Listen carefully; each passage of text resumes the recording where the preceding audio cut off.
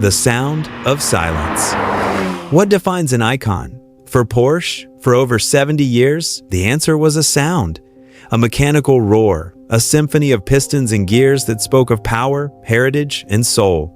It's the sound of a flat-six engine echoing around the Nürburgring, the sound that became the soundtrack to millions of dreams. But what if that sound disappeared?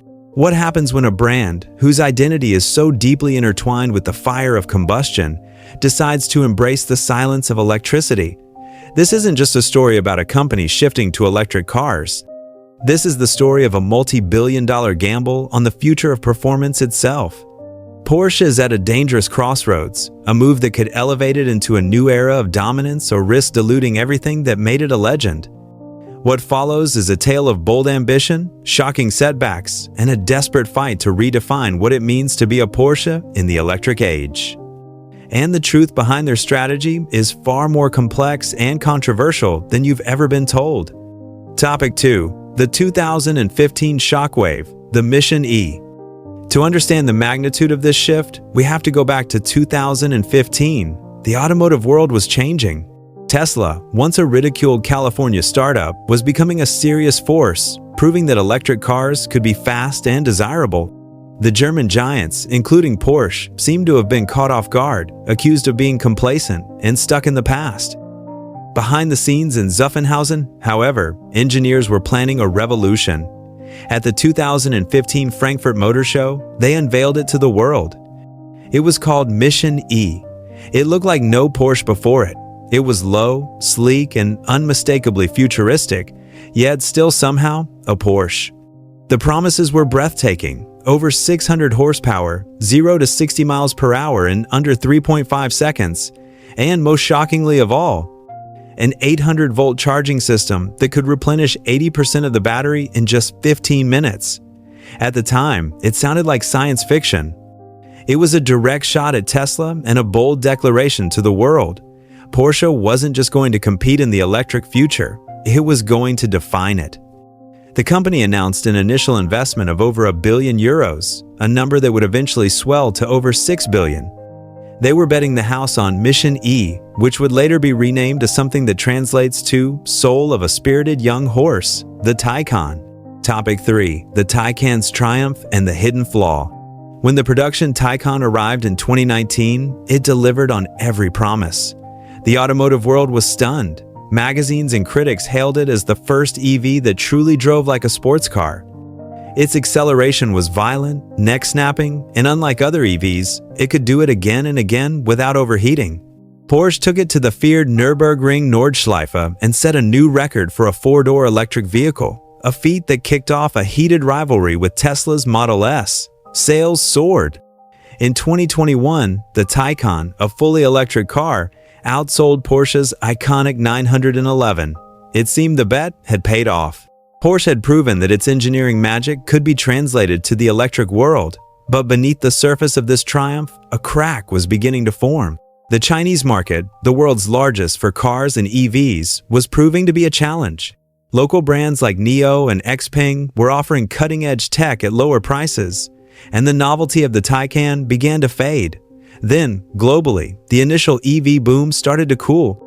Early adopters had already bought their cars, and mainstream buyers were hesitant due to high prices and range anxiety. The Taycan sales began to stagnate, and by 2023, they had dropped significantly.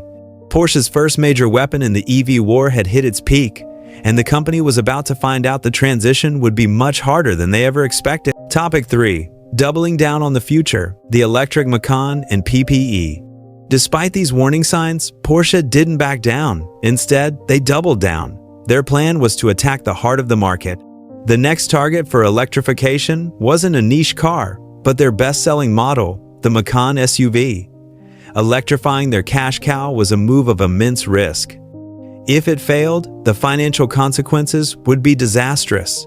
To do it, they weren't adapting an existing gas platform. They were using a brand new architecture, co-developed with Audi at a cost of billions. It was called the Premium Platform Electric, or PPE. PPE was designed to be the backbone of their entire next generation of luxury EVs. Featuring the same 800-volt technology that made the Taycan so quick to charge, PPE was designed to be flexible, underpinning everything from SUVs like the Macan to sleek sedans and coupes. The electric Macan was launched with staggering numbers, promising to be the sportiest SUV in its segment. Porsche was signaling that the Taycan wasn't a one-off. They were all in, building a foundation for a fully electric future. But as the factory geared up to produce these brilliant new models, the real world was sending a very, very different message. Topic 4. A crack in the electric armor, the shocking admission. By 2024, the narrative began to unravel. Reports from across the auto industry told of a global slowdown in EV demand. Governments were rolling back subsidies, and consumers were getting cautious. Porsche, which had bet so heavily on electrification, was not immune.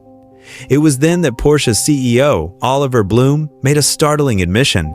He told investors that the transition to e-mobility wasn't happening as fast as they projected and that they needed to be flexible. What did flexible mean?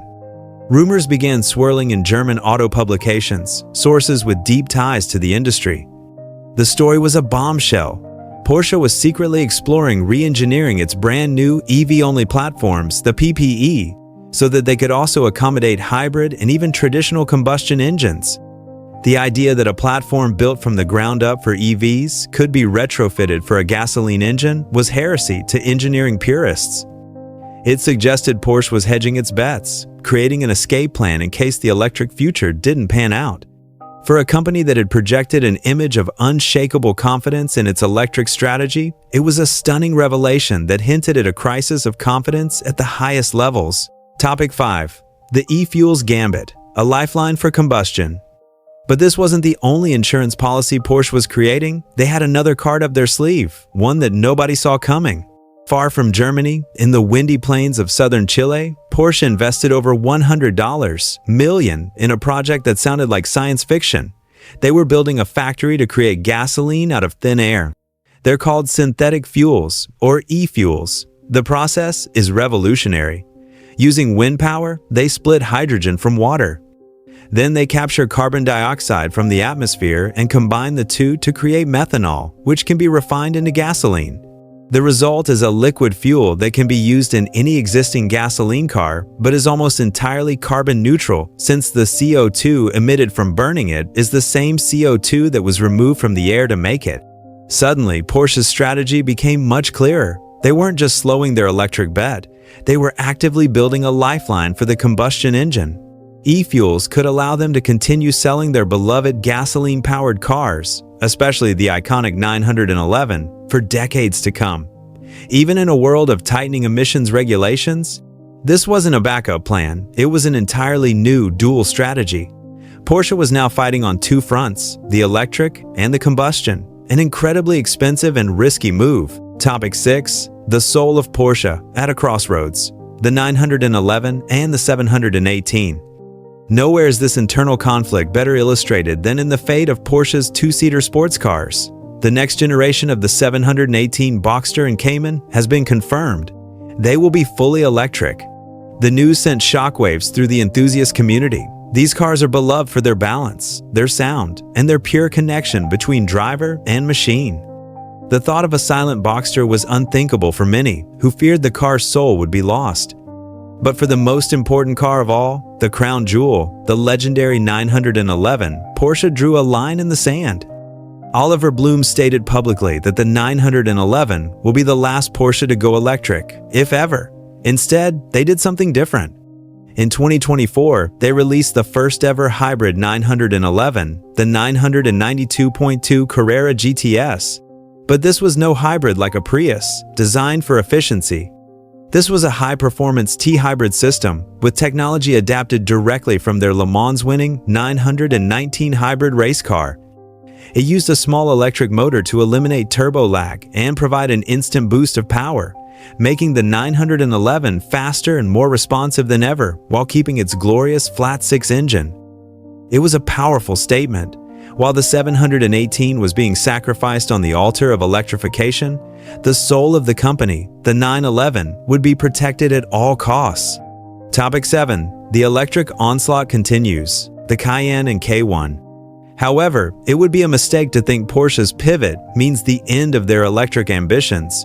Far from it.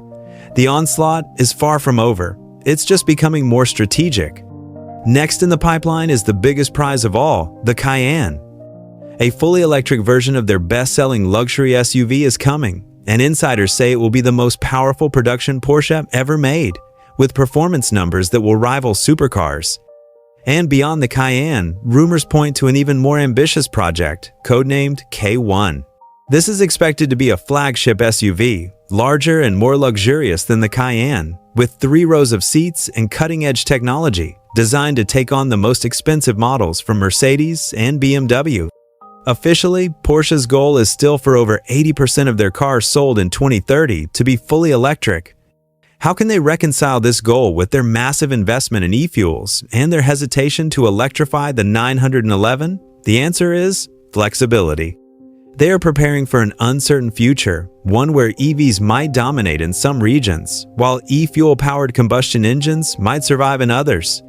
They are trying to have their cake and eat it too.